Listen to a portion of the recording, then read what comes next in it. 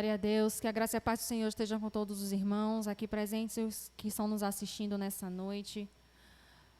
Convido a igreja a ficar de pé, vamos orar ao nosso Deus, entregando a direção deste culto.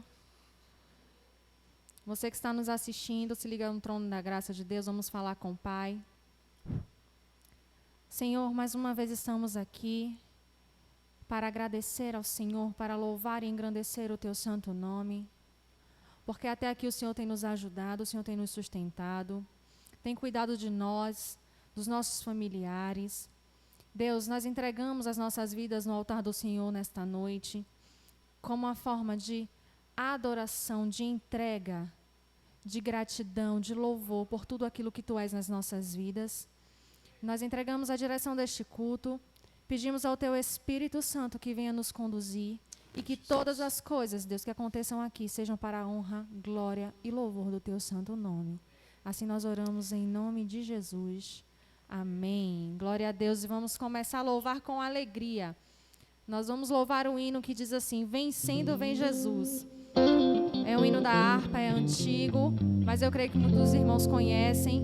E nós vamos declarar que o nosso Jesus é mais do que vitorioso.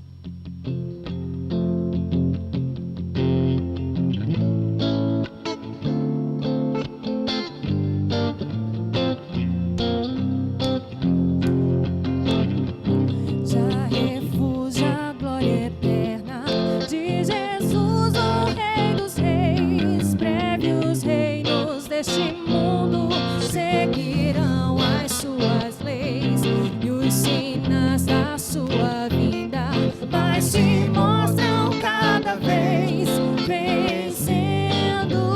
Vem Jesus, oh glória, glória, glória, aleluia,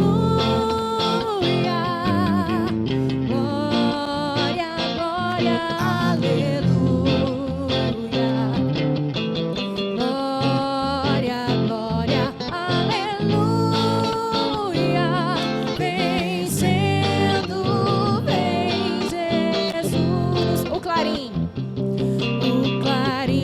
Chama os crentes, a batalha já soou, Cristo à frente do seu povo, multidões já conquistou, o inimigo em retirada, seu furor batedeu, vencendo, vem Jesus, oh glória, glória, glória.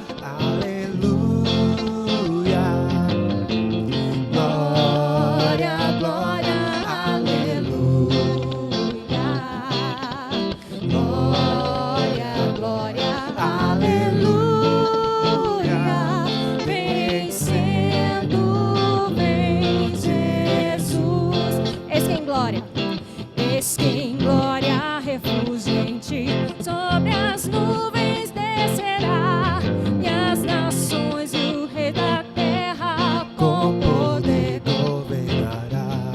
Sim, em paz e santidade toda a terra regerá, vencendo vem Jesus, oh glória, glória, glória. Aleluia, Glória, glória, aleluia, glória, glória, aleluia. Vencendo vem Jesus, oh glória, glória, glória, aleluia. Glória, aleluia, glória,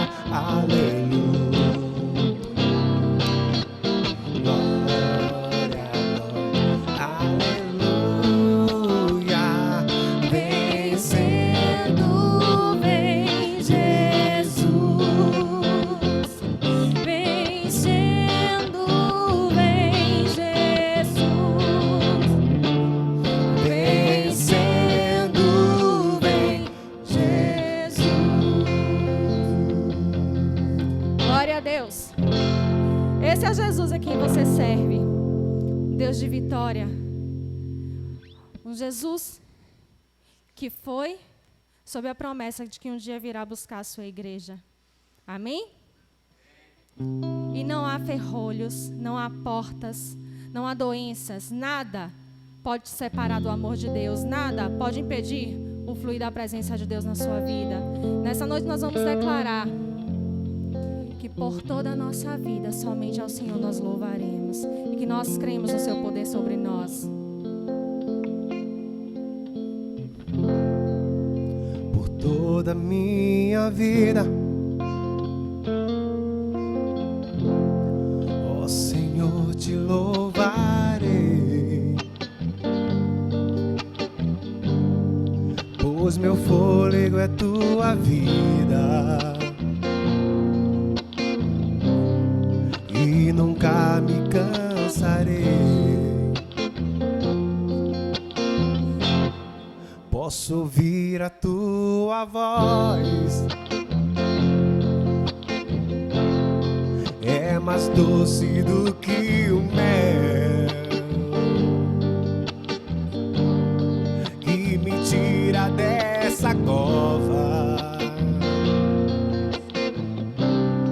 e me leva até o céu. Já vi fogo e terremoto, vento forte que passou. Já vivi tantos perigos, mas tua voz me acalmou. Tu dá ordem às estrelas, oh, aleluia, e ao mar os seus limites. Só Ele, só Ele. Eu me sinto tão seguro. Você também? No teu colo, ó Altíssimo. Não há ferrolhos, Não há ferrolhos, nem portas que se fechem diante da sua voz. Não há doenças, nem culpa que fiquem de pé diante de nós. E a tempestade se acalma na voz daquele que tudo criou. Pois tua palavra é pura, escudo para os que nele creem. Oh, aleluia, Senhor.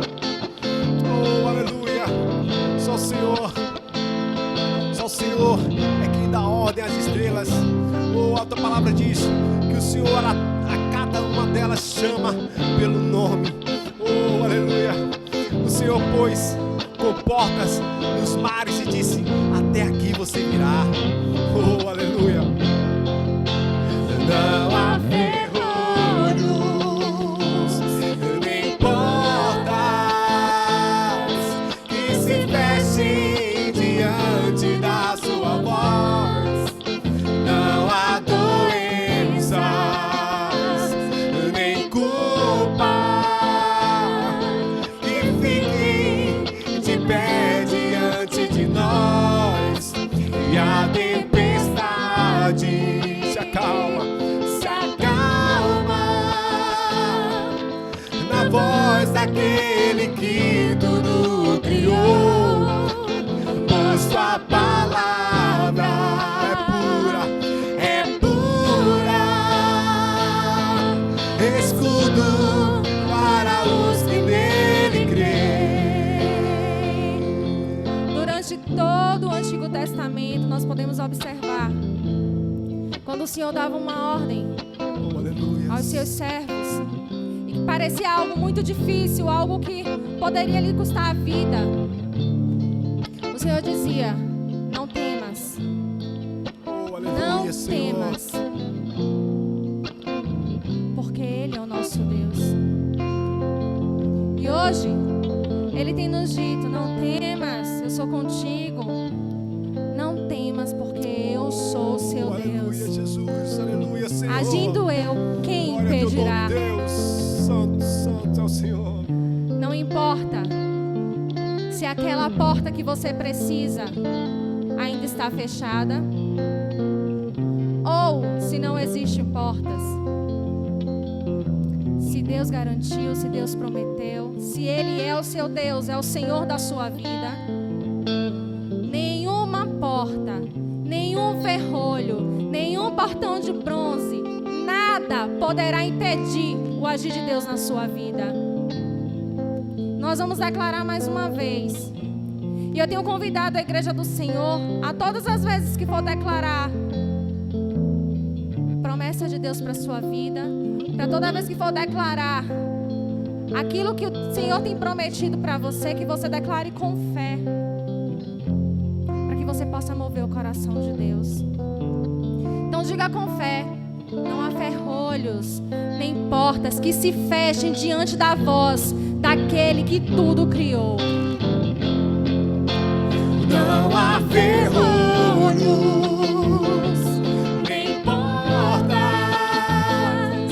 que se fechem diante da sua voz. Não há doença, nem culpa que fiquem de pé diante de nós. E a tempestade, aleluia, Se acalma na voz daquele que tudo criou. por sua palavra é pura, Escudo para os que nele creem, escudo para os que nele creem, escudo para os que nele creem. Glórias ao teu nome, Senhor. Aleluia, Senhor. Nós cremos Oh, glória, glória, glória, glória. na tua palavra. Oh, aleluia, aleluia, Jesus. Nós cremos Oh, louvado que somos seja o teus nome. filhos, Santo, que santo, somos servos, que somos filhos, que somos herdeiros Cara exaltado. do Deus Todo-Poderoso, do grande eu sou, do Deus que criou todas as coisas e antes mesmo que elas viessem a existir, Aleluia. tu já existias, Pai. Senhor, Nós cremos que esse é o nosso Deus, oh Deus. o Deus que adestra as nossas mãos para a peleja e os nossos dedos, Oh, aleluia, Jesus. aleluia, para a guerra. O Deus Todo-Poderoso, o El Shaddai, Poderoso, Senhor. o Jeová Jireh, o Jeová Nissi, Yes. o El Elyon, o Deus que caminha conosco, que está presente todos os dias na nossa vida, Aleluias. o nosso Abba Pai, que tem cuidado de nós, que tem mostrado que nós não estamos sós. Oh Deus, o Jeová Rafá, aquele que tem curado as nossas enfermidades, não apenas Oh, físicas, aleluia, mas aleluia, espirituais, aleluia, Senhor. Santo, emocionais. O Deus chamar que tem nos dado paz na nossa caminhada. Oh, Emanuel, Oh, aleluias. como é bom saber que o Senhor está conosco. Pai, nós queremos nessa noite dizer, assim como o salmista disse: ainda que eu ande pelo vale da sombra da morte, não temerei mal algum, porque tu estás comigo. Oh, aleluia. Oh, aleluia, Jesus. Se é o Senhor quem caminha comigo, se é o Senhor que criou o céu, a terra e tudo que nela há, Se é o Senhor quem criou a mim, ainda que eu passe pelo vale da sombra da morte, eu estarei seguro. E nessa noite nós queremos dizer, Senhor, que nada, absolutamente nada, será capaz de nos afastar do Teu amor, será capaz de nos desviar dos Teus caminhos, porque nós amamos andar com o Senhor, porque nós amamos a Tua presença e queremos Te pedir que venha nos levar além nesse nosso relacionamento, que nós possamos render ao Senhor a mais profunda adoração todos os dias, porque os nossos corações são gratos ao Senhor. Adore ao Senhor nessa noite. Diga para Ele que você quer ir além. Você quer ir além das circunstâncias. Você quer ir além das suas condições físicas. Você quer ir além do que os seus olhos carnais podem ver. Porque você quer estar totalmente entregue ao Senhor. Aleluia.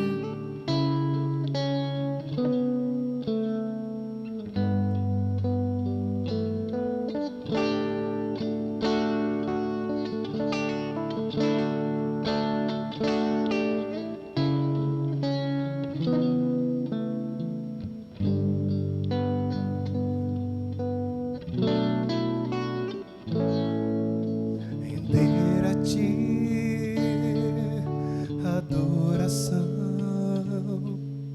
e derramar meu ser. É o que meu coração deseja toda manhã. Te imaginar é me inspirar pra te dizer que estou apaixonado cada vez mais por Ti. Senhor, Tu és incomparável, Teu nome é maravilhoso.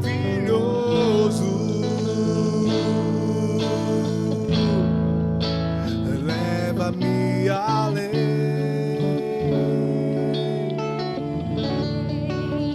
leva-me além,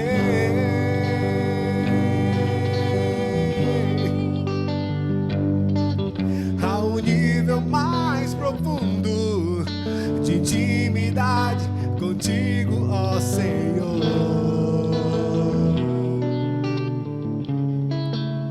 Leva-me além,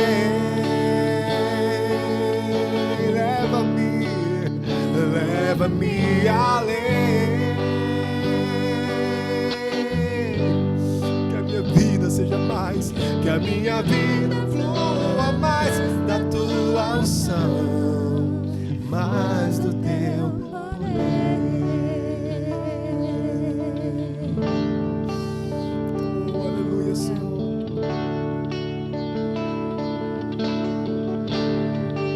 Render a Ti, Render a Ti adoração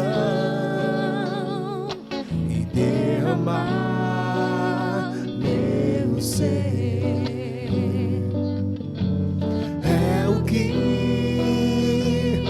meu coração deseja toda manhã. Te imaginar é me inspirar pra te dizer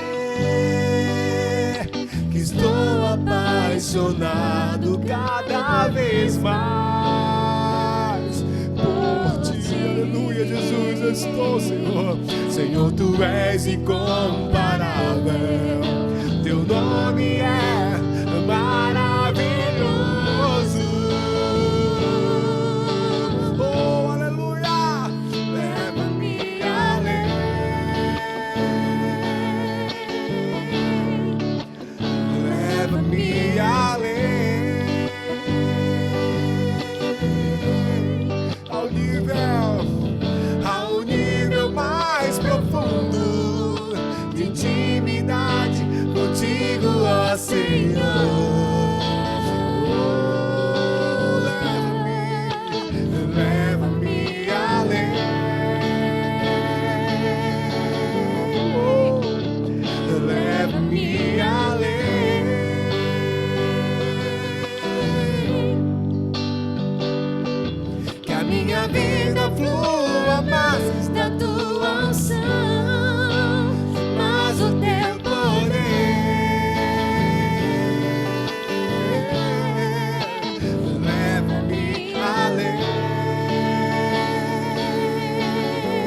leva-me, Senhor, leva-me além.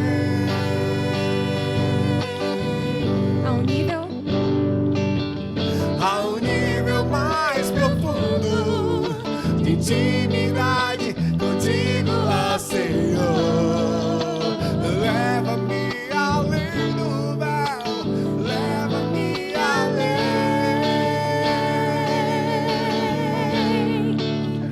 leva-me além.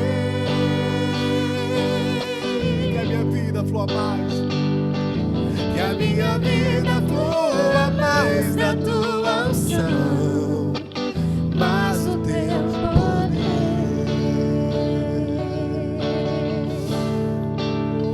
Mas o teu poder,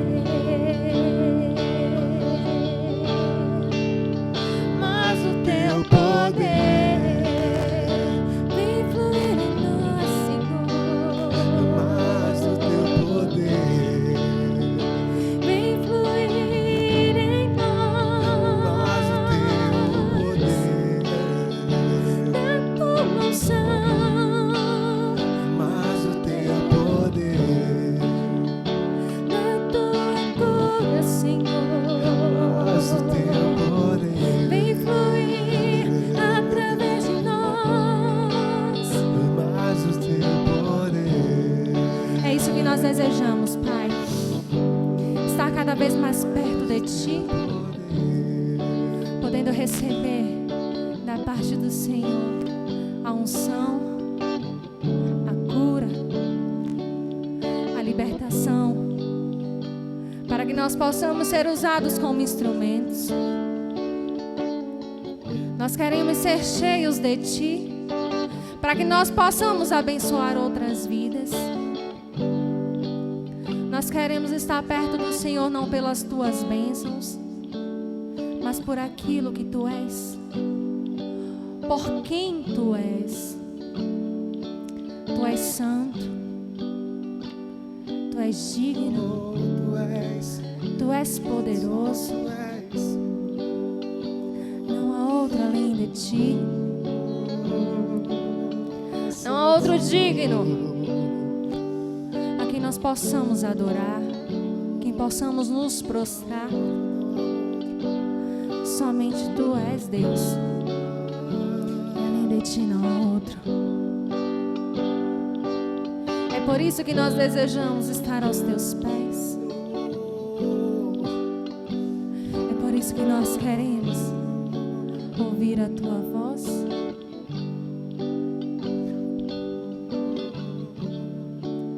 Porque entendemos que fomos chamados para pregar a Tua palavra, para levar Jesus àqueles que estão sedentos. Nós somos chamados para fazer a diferença, assim como diz a Tua palavra, que somos o sal da terra e a luz do mundo.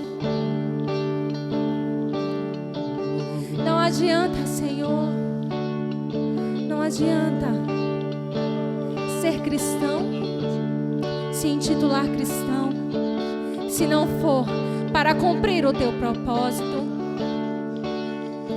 E nós pedimos que o Senhor venha nos trazer para perto de Ti, para que nós possamos aprender com o Senhor, para que nós possamos amar como o Senhor amou, para que nós possamos perdoar como o Senhor nos ensinou, para que possamos demonstrar Cristo através das nossas vidas. Que sejamos de fato, Senhor, a luz do mundo, e onde quer que nós possamos colocar a planta dos nossos pés, ali chegue a Tua paz, chegue a Tua presença e se manifeste a Tua glória.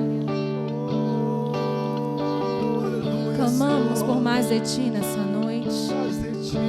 Clamamos por mais do Teu Espírito Santo, por mais da Tua presença. Clamamos pela misericórdia e pelo perdão do Senhor. Que o Senhor venha tirar de nós aquilo que impede, Deus, o fluir da Tua graça, aquilo que impede o fluir do Teu Espírito Santo em nós.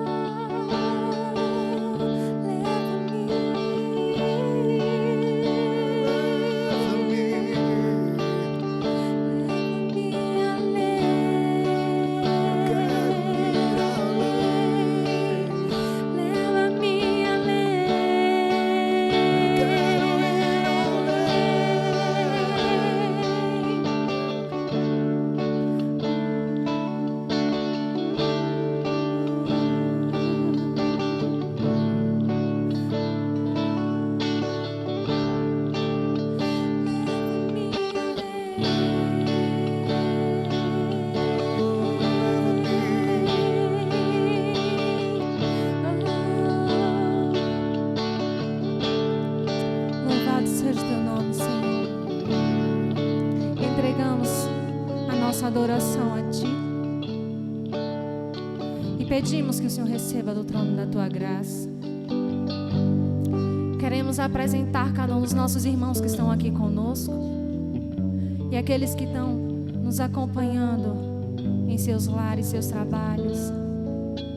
Deus, que a Tua bênção esteja com cada um deles. Que nesse momento, Senhor, o Senhor venha quebrantar o coração de cada um de nós, para que possamos receber aquilo que vem dos altos céus, para que a Tua palavra ela venha produzir frutos em nossas vidas. Pai, repreende todo ladrão da semente, que nós possamos ser totalmente sensíveis à voz do Teu Espírito Santo. Nós abençoamos agora o irmão Hamilton, que irá ministrar a palavra do Senhor. Pai, que a Tua bênção, que a Tua unção, que o Teu cuidado, que o Teu sangue esteja sobre a vida do Teu filho, e que ele seja usado de uma maneira toda especial pelo Teu Espírito Santo, e que nós possamos ouvir aquilo que o Senhor tem a dizer à igreja. Assim oramos em nome de Jesus. Amém.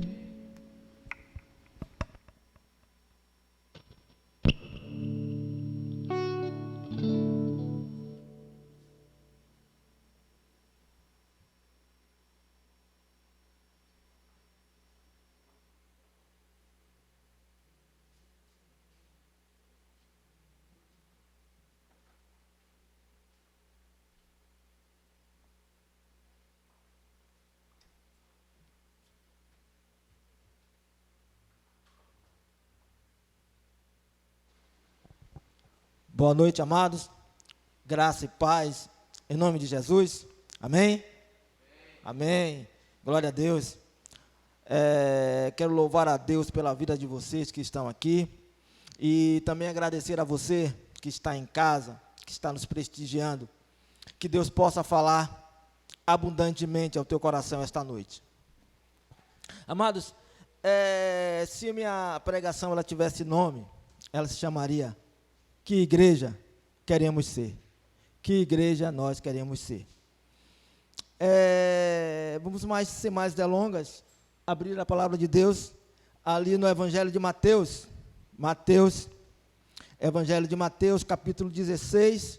Vamos ler o versículo 18. Mateus 16, 18. Evangelho de Mateus, capítulo 16, versículo 18. Os irmãos acharam? Você em casa aí achou? Amém. A palavra do Senhor, ela diz assim: pois também eu te digo que tu és Pedro, e sobre esta pedra edificarei a minha igreja, e as portas do inferno não prevalecerão contra ela. Amém? Permita orar, irmãos. Santo, Santo, Deus Pai Todo-Poderoso, aqui está aberto a tua palavra, Senhor. Pai, que em nome de Jesus eu te agradeço por mais uma oportunidade. Pai, que em nome de Jesus o Senhor não enxergue em mim as minhas falhas, que o Senhor enxergue em mim o sangue de seu Filho Jesus derramado, vertido na cruz. Pai, que o Espírito Santo paire sobre nós, que o Senhor, que eu te peço que em nome de Jesus, o Senhor me dê a coragem no Espírito para falar tudo o que o Senhor colocou ao meu coração, para a edificação da tua igreja. Amém? Bom, queridos, nesse texto, resumidamente, Jesus diz a Pedro e a seus discípulos que ele era o edificador, o mantenedor, o sustentador da igreja. E ele dizia também que as portas do inferno não prevaleceriam contra essa igreja. Mas ele não disse que as portas do inferno, que o inferno não tentaria. Então, quando nós falamos de igreja, às vezes ela tem um sentido meio assim confuso, porque quando nós falamos de igreja, nós dizemos assim, nós confundimos às vezes igreja com templo. Nós às vezes confundimos quando dizemos assim, eu sou a igreja, se eu sou a igreja de Cristo, eu não preciso ir a uma igreja.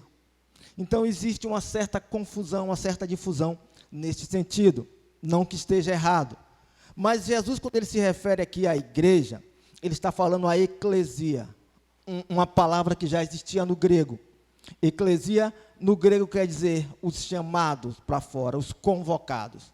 Então, ele usa uma palavra que já existia na Grécia Antiga, quando havia uma reunião pública no tempo da democracia da Grécia Antiga. Então, ele usa essa palavra para usar um sentido religioso. Quando ele fala os chamados para fora, os convocados, porém, esses são chamados, convocados para se reunir, para aprender de Cristo, para seguir os ensinamentos de Cristo, para estar com Cristo. Então, nesse sentido de igreja que Jesus está falando aqui, ele fala que é uma reunião de pessoas com objetivos de aprender de Jesus, certo? Eu não posso dizer que eu sou uma igreja, nesse sentido aqui. Quando nós confundimos igreja com templo, é a partir do latim. A partir do latim nós temos essa confusão, que também não está errado. Mas quando Jesus fala aqui na igreja, a igreja que ele fala é uma reunião de pessoas com sentidos de aprender de Cristo, e que ele edificaria, que ele sustentaria a igreja. Amém? Então, ele preocupado com essa igreja, ele querendo orientar os destinos que seguiria essa igreja, ele aparece para o apóstolo João, lá em Patmos. Ele aparece com o corpo glorificado, ele aparece com o corpo celestial. Apóstolo João descreve o que vê, né? Vê ele com o cabelo branco como a neve, vê os olhos com chama de fogo, os pés como latão reluzente, ou seja, ele descreve o que vê, mas ele vê Jesus Cristo com o corpo glorificado.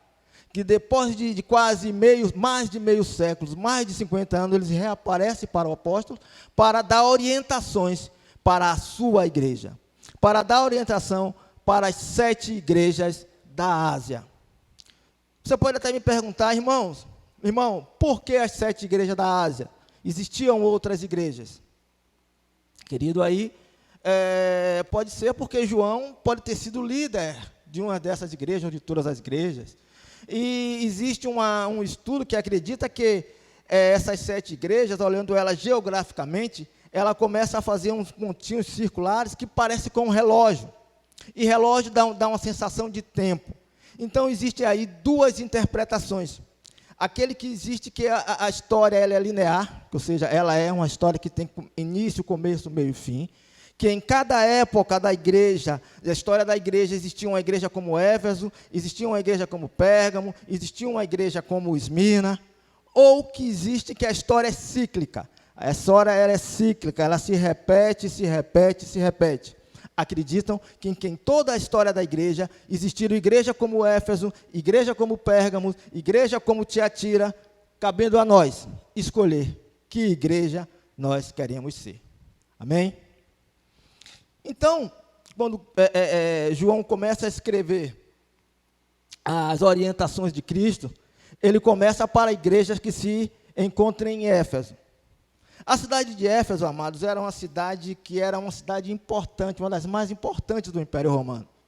A cidade de Éfeso, ela tinha um centro comercial, ela tinha um centro político, ela tinha um centro religioso, ela era uma cidade que tinha uma riqueza cultural, ela era uma cidade que tanto Éfeso como Mileto foram os berços da filosofia.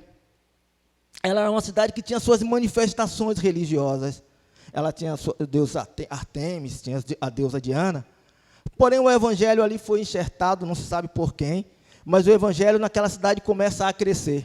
O evangelho ali em Éfeso começa a crescer. Muitos acreditam por causa da presença do apóstolo Paulo, porque a palavra vai dizer que ele fica ali 3 anos pregando naquela cidade. Então, ele deve ter atraído muitas pessoas intelectuais, muitos filósofos, muitas pessoas cultas. E a igreja de Éfeso, ela começa a ser avivada. Ela começa a ter milagres, ela começa a ter pessoas que rendem-se aos pés do Senhor. Ela passa realmente a ser uma igreja avivada. Mas o apóstolo Paulo, ele adverte, ele faz uma profecia que foi tiro e queda.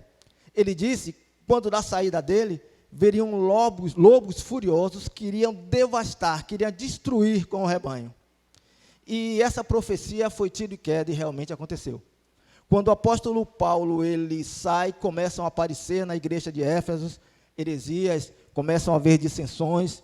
Não se sabe se porque aquelas pessoas que foram para a igreja, que eles trouxeram suas culturas, suas doutrinas, não se sabe exatamente o motivo, mas começa a surgir muitas heresias. E aí os membros da igreja, para se proteger, eles começam a usar o conhecimento de Deus.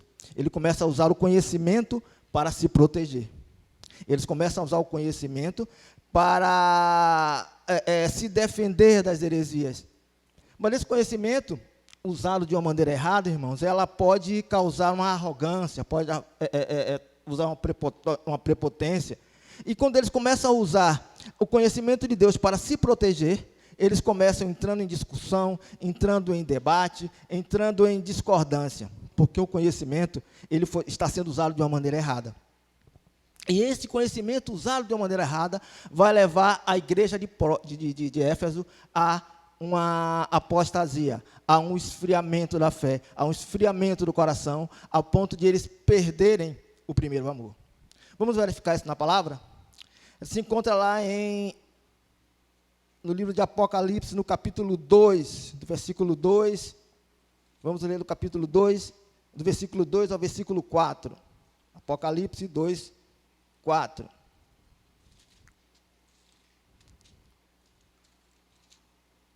Os irmãos acharam? Apocalipse 2, 4. A palavra diz assim: eu sei as tuas obras e o teu trabalho, a tua paciência, que não pudeste sofrer os maus, puseste às provas os que dizem ser apóstolos e não o são, e tu o achastes mentiroso. Sofrestes e tem paciência, trabalhaste pelo meu nome e não te cansastes. Tenho, porém, contra ti, que deixastes o primeiro amor. O livro de Provérbios, em vários versículos, ele vai dizer que a sabedoria é ouro, o conhecimento é prata. Porque com a sabedoria, você começa a usar o conhecimento que você passa a adquirir. Porque o conhecimento, amados, é uma coisa ótima. O conhecimento, ele abre a nossa mente, ele amplia os nossos horizontes, né? Mas o conhecimento, ele usado de uma maneira errada, ele pode trazer consequências desagradáveis, como as pessoas acharem que você é uma coisa que não é, que você é arrogante, que você é prepotente. E muitas vezes, muitas pessoas também até se tornam arrogantes, prepotentes, quando adquirem o conhecimento. Porque o conhecimento é baseado em algo técnico ou científico. Então, você vai usar esse seu conhecimento técnico ou científico para lidar com pessoas que não têm, que são leigos, que não sabem, que não querem nem saber. E talvez quando você comece a consertar, comece a discordar, comece a falar de uma outra maneira, essas pessoas podem estar se achando que estão sendo desmenosprezadas, que estão sendo, que você como diz aí, é o sabão. Então, isso pode trazer uma aparência, certo? Que não é aquilo que você realmente é. É por isso que lá em Eclesiastes 12, Salomão, um dos homens mais sábios, ele vai dizer que estudar demais causa enfado da carne. Estudar demais é adquirir conhecimento. E muitas pessoas que acham que o conhecimento não é importante, que o importante é só glória a Deus e aleluia, vai dizer, está vendo que estudar causa enfado da carne? Um ledo engano, irmão, ledo engano. Salomão ali, ele está dizendo que o conhecimento causa enfado, por quê? Porque o conhecimento, em primeiro lugar, vai causar um conflito interno. Você, quando passa a ter conhecimento de uma verdade, e aí eu estou falando do conhecimento de um modo geral, você passa a conhecer uma verdade, essa verdade primeiro vai conflitar com você, daquilo que você achava que era e aquilo que agora é. Então, vai ter um conflito interno. Depois de você ter esse conflito interno, você vai ter outro conflito. Como você vai passar essa verdade? Como você vai passar essa verdade sem se mostrar ser arrogante, prepotente? Porque o conhecimento, na realidade, irmãos, faz com que você se torne mais humilde. Quanto mais você conhece, menos você sabe que sabe, e você se torna cada vez mais humilde. Sócrates vai dizer, só sei que nada sei. Então, quando você tem esse conhecimento, você tem que saber como vai passá-lo, para não passar uma imagem, né, daquilo que você não é. Eu vou dar um exemplo, os irmãos, para entenderem o que eu quero falar. Nós vamos para um cardiologista ou vamos para um nutricionista, E lá a nossa dieta alimentar é aquela coisa, né? Aquilo que é imoral, ilegal ou engorda, é aquilo que a gente gosta. Então, esse nutricionista ou esse cardiologista, ele vai nos corrigir. Ele vai corrigir. E a gente vai ficar satisfeito, porque ele usou um conhecimento para nos corrigir. Mas imagine esse nutricionista ou esse cardiologista com você 24 horas por dia.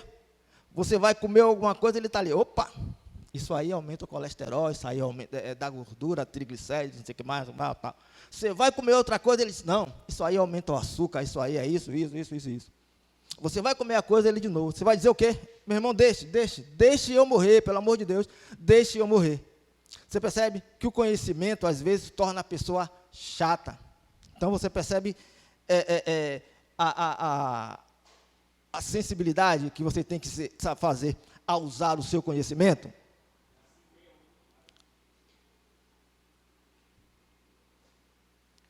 Eu vou dar um outro exemplo. Nós passamos a conhecer a palavra de Deus. O Espírito Santo nos toca, cai a escama dos nossos olhos. Nós agora temos um conhecimento, não é verdade? Nós temos um conhecimento. Mas se a gente não tiver sabedoria com esse conhecimento que nós temos agora, porque nós conhecemos a verdade, sabemos que a verdade é Cristo, sabemos que o caminho é Cristo, e nós queremos o quê? Que as pessoas que nos cercam, todas venham ter este mesmo conhecimento. Então, a gente vai querer que essas pessoas aceitem Jesus na tora. A gente vai querer falar de Jesus o tempo todo. Vamos acabar nos tornando chato. Vai acontecer que as pessoas que nos cercam vão dizer, poxa, fulano está ficando meio... Né? As pessoas que nos cercam vão se sentir até desrespeitadas, porque nós vamos querer impor a nossa ideia, a nossa crença. E isso pode fazer com que as pessoas se afastem da gente. E isso pode fazer com que nós, irmãos, venhamos nos desanimar. Porque eu vou dizer, poxa, eu não consigo converter ninguém, eu não consigo que ninguém de minha família aceite Jesus, nem nenhum amigo. E isso pode vir trazer em você um esfriamento, e você pode começar a esfriar e perder o primeiro amor. Você percebe que o conhecimento, ele tem que ser usado de uma maneira sábia. Porque foi isso que aconteceu com a igreja de Éfeso. A igreja de Éfeso, ela usou o conhecimento para se proteger das heresias, para se proteger das dissensões, mas acabou perdendo o primeiro amor. Percebe? E você, amados, o que pode fazer com que você perca o primeiro amor? Conhecimento, uma decepção com seu líder, com seu pastor, até mesmo com o irmão, essa situação que nós estamos vivendo agora, em qual nós estamos em isolamento e em distanciamento, e o homem não foi feito para viver isolado, porque o homem não é uma ilha, porque o homem não é um barco ou um navio em alto mar. O homem se sente bem quando ele está no porto, quando ele está no cais. Então, eu queria falar para você que está se sentindo assim, que está se sentindo como um barco, como um navio em alto mar, porque você está sentindo falta do cais, você está sentindo falta do local onde você é bem tratado, onde há manutenção, onde tem as válvulas são trocadas, onde você há uma convivência, porque você, neste momento, não pode estar no cais, que entenda-se é a igreja, por algum motivo, porque é idoso, ou porque tem comorbidade, ou porque não se sente seguro. Deixa eu falar uma coisa para você. Tenha a certeza na sua mente, no seu coração, aí onde você estiver, seja no transatlântico, seja no navio, seja num barquinho, ou até mesmo numa jangada, Jesus está contigo. Jesus está no barco, irmãos. E quando Jesus está no barco, não pode levantar maremotos, terremotos, pode levantar o que for, mas Jesus vai conduzir esse barco com segurança, e esse barco vai retornar ao cais. E ali no cais, ele vai rever os amigos, ali no cais ele vai ser manutenido, e ali no cais ele vai se sentir bem, porque ele está entre os seus. Mantenha-se firme, não permita que situação nenhuma que você venha passar, venha fazer com que você perca o primeiro amor. Amém? Queridos, a outra igreja é a igreja de Esmirna. A igreja de Esmirna foi uma igreja que Jesus disse que ela era uma igreja que morreu e ressuscitou. A igreja de Esmirna era uma igreja para que quem olhava ela de fora, Era uma igreja que dizia que o Espírito Santo ali não atuava. Era uma igreja que não vivia cheia, que não tinha aquela multidão de pessoas. Não era uma igreja que tinha um grande líder que orava e acontecia. Era uma igreja que era fiel, irmãos. Apesar de toda a dificuldade, todas as provas que ela passava, mas ela continuava sendo fiel. Mas quem estava de fora achava que era uma igreja fraca, era uma igreja pobre, sabe? Olha o que é que Deus diz para esta igreja. Vamos ler aqui aí mesmo, em Apocalipse, aí no versículo 2, 9 e 10.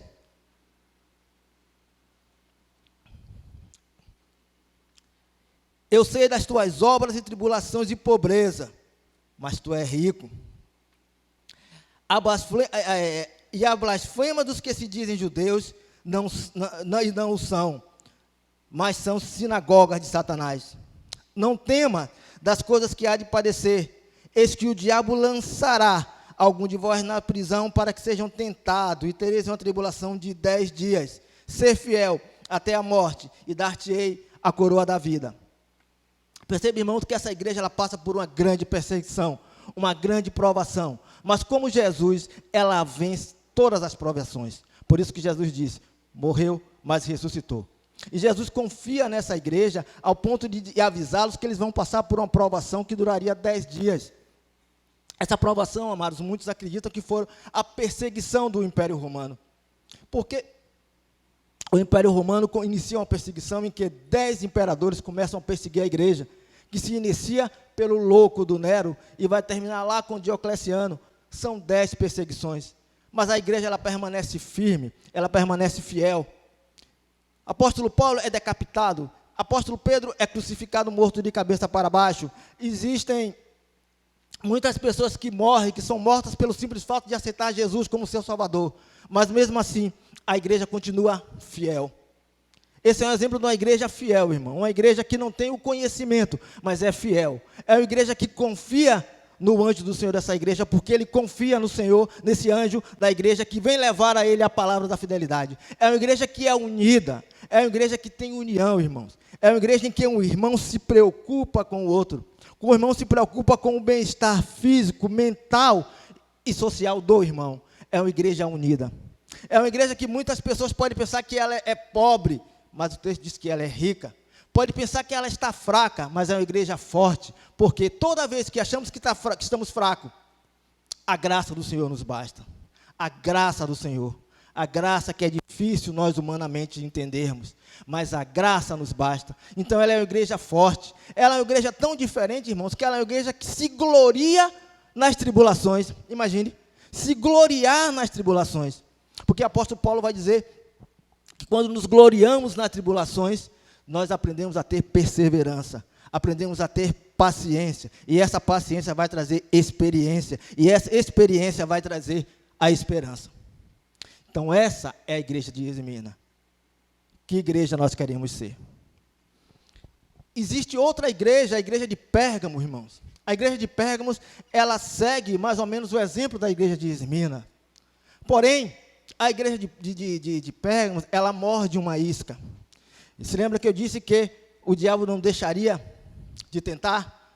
Ele tentou com Esmirna, mas agora ele faz uma técnica diferente. É aquela técnica de que você não pode com o inimigo, então você vai unir-se a ele. Cuidado com as armadilhas do diabo. Então, o que acontece com a igreja de Pérgamo? Ela continua resistindo à sociedade corrupta, ele continua resistindo à idolatria, mas agora Constantino passa a ser cristão. Constantino passa a ser crente. Então, quando ele passa a ser crente, ele como imperador, muitas pessoas vão aderir à religião do imperador. Porém, eles vão aderir porque o imperador mas não reconhece Jesus como seu Salvador, não deixa se transformar. Então ele vem ser crente e traz todas as imundícias do mundo para a igreja. Sabe? Então, o mundo agora começa sutilmente a penetrar na igreja. E a coisa piora quando Teodósio, que é o próximo imperador, ele faz com que a religião cristã seja a religião oficial do Império Romano. É aquilo, dê poder, que conhecerá a pessoa. Então, a partir dali, a igreja começa a permitir sutilmente que o mundo entre. A doutrina de Balaão, a doutrina de Nicolatáia, que era repulsada pelas outras igrejas, começa aos poucos a ser aceita nessa nova igreja de Pérgamo. A doutrina de Balaão todos nós conhecemos, porque ele recebe dinheiro para fazer aquilo que as pessoas queriam ouvir, ou que aquele que paga queria que ele fizesse. A doutrina de Nicolatáia, ela é um pouco difusa, porque Nicolau foi um daqueles diáconos, daqueles 7 diáconos escolhidos pelos apóstolos, mas entende-se que a doutrina de Nicolatáia é algo de querer oprimir, de querer dominar aqueles que estão sob seu controle. Então, essas doutrinas começam a entrar na igreja de Pérgamo. Então, é isso que nós vemos. Nós vemos igreja que usa o mundo, as coisas do mundo, para atrair quem está no mundo. E a partir daí, começam a entrar as heresias na igreja. E quando começam a entrar as heresias, irmãos, parece que uma copia com a outra, ou um quer ser melhor do que a outra em disputar heresias. Quem consegue fazer algo melhor ou pior. E aí vem a igreja de Tiatira, que era uma igreja que ela cria uma heresia tão grande que Jesus chama de Jezabel. Não entende-se muito bem o que seria essa heresia. Entende-se que ele não está falando com uma mulher, com uma pessoa, ele fala com uma prática que existia naquela igreja de Tiatira, que parece que é uma prática assim de uma prostituição, de uma idolatria. E quando nós falamos em prostituição, nós falamos em promiscuidade, falamos em misturar, em trazer algo de fora para dentro. E o apóstolo Paulo nos adverte a isso. Vamos abrir aí em 1 Timóteo, capítulo 4, 1 Timóteo 4,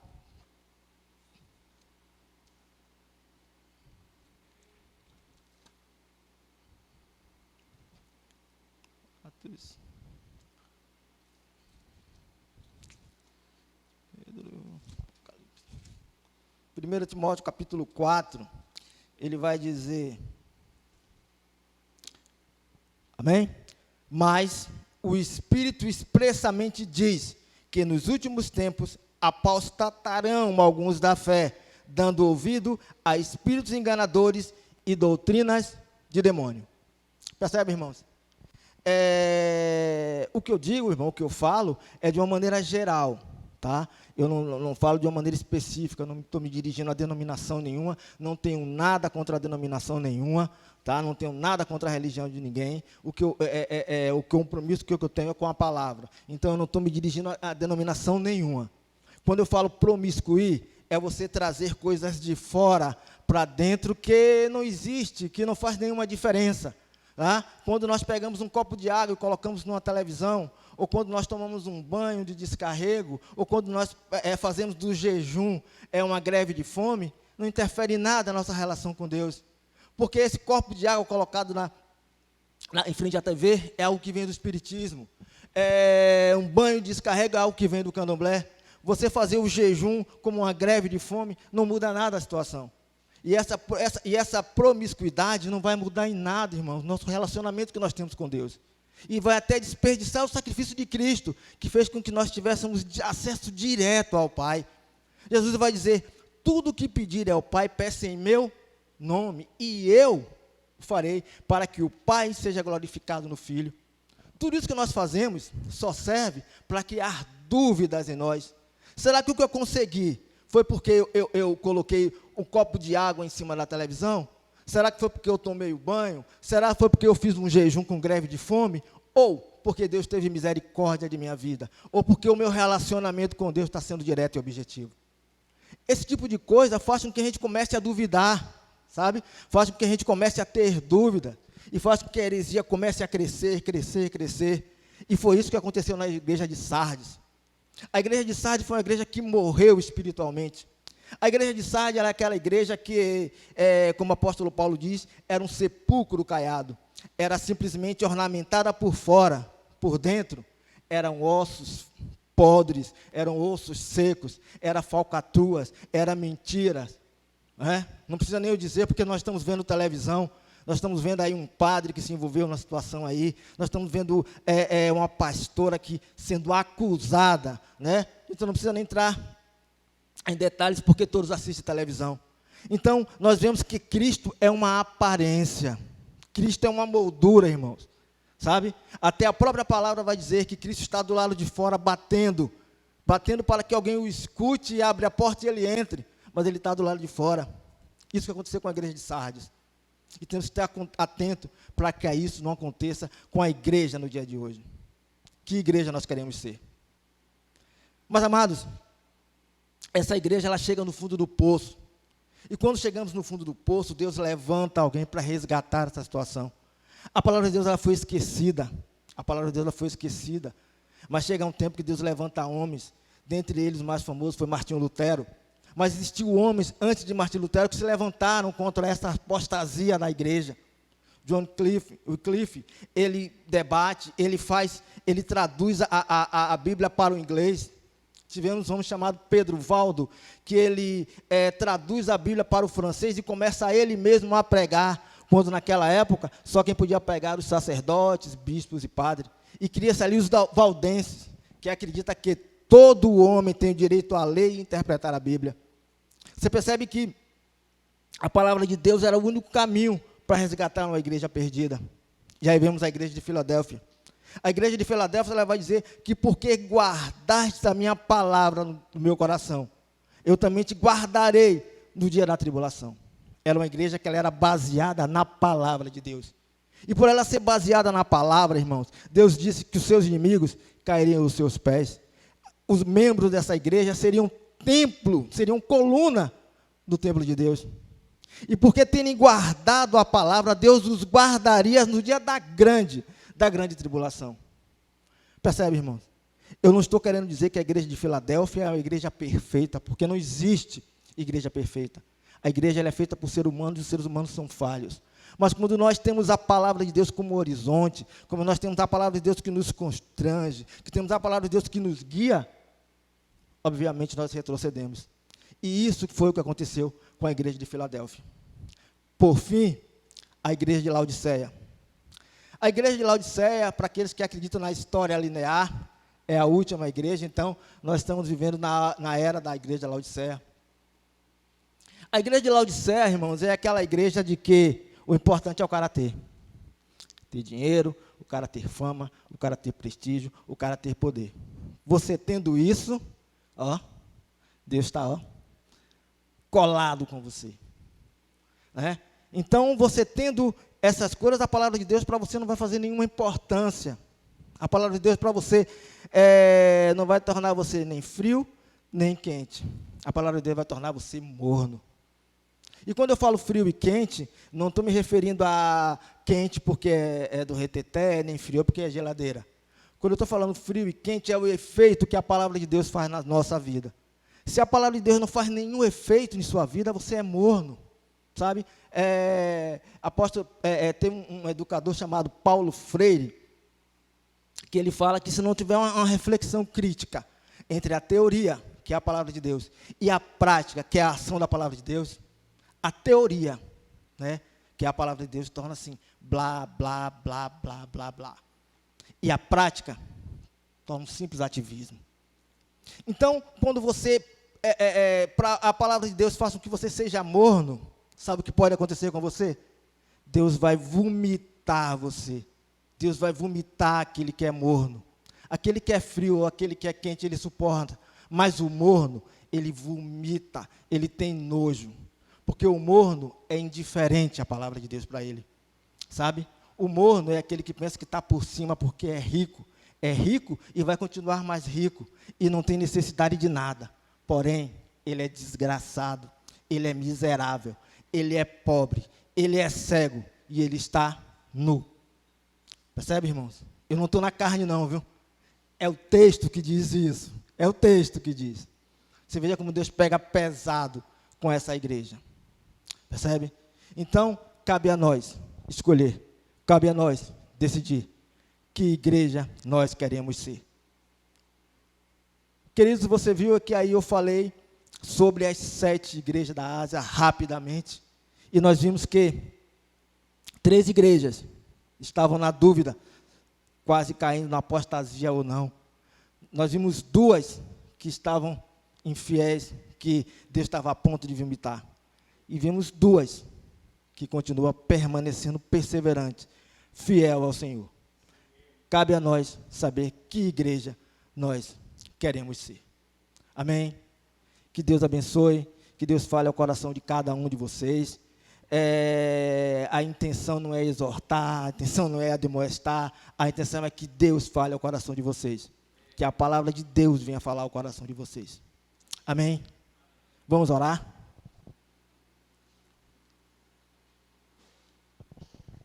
Vamos ficar de fé, irmãos. Queridos, vamos aproveitar esse momento para entregar petições ao Senhor.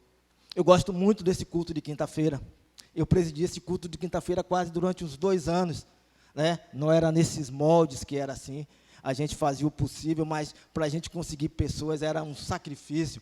Eu falei com o pastor, eu digo, pastor, não dá mais. E ele tinha no coração o desejo de fazer o culto mais ou menos assim. Mas quando a gente espera no Senhor, a gente não perde seu tempo.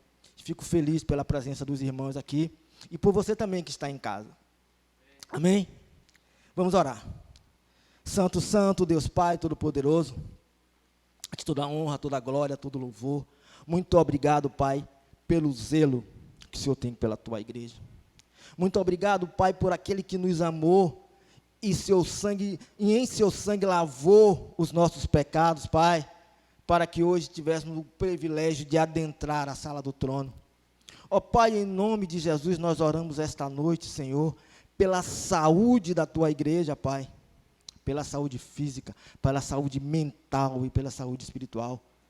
Que você visite cada irmão, Senhor, visite cada irmão que tem se sentido fraco, tem se sentido o coração esfriando, tem se sentido impotente, Senhor. Que o Senhor visite cada um com força, com renovo. Que o Senhor visite cada idoso, que o Senhor visite cada irmão que tem comorbidade, que o Senhor visite cada irmão que tem dúvida se vir para o seu templo ou não. Que o Senhor guarde os corações dele, que o Senhor os proteja, que o Senhor os guarde para que eles retornem para o nosso convívio com segurança. Guarda os nossos idosos, ó Pai.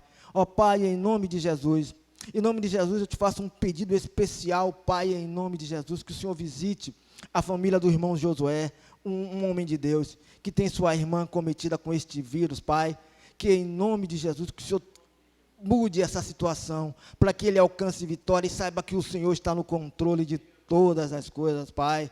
Ó Pai, em nome de Jesus, visita cada lar dos irmãos que agora ouvem essa live, que eles sintam prazer em ouvir a Tua voz, que sua família seja uma família voltada para o Senhor, com Cristo no centro.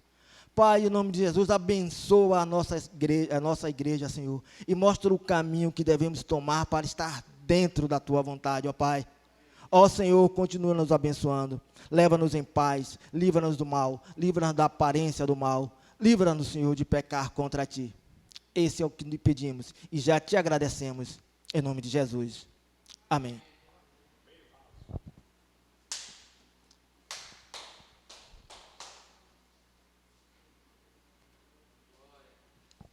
Glória a Deus.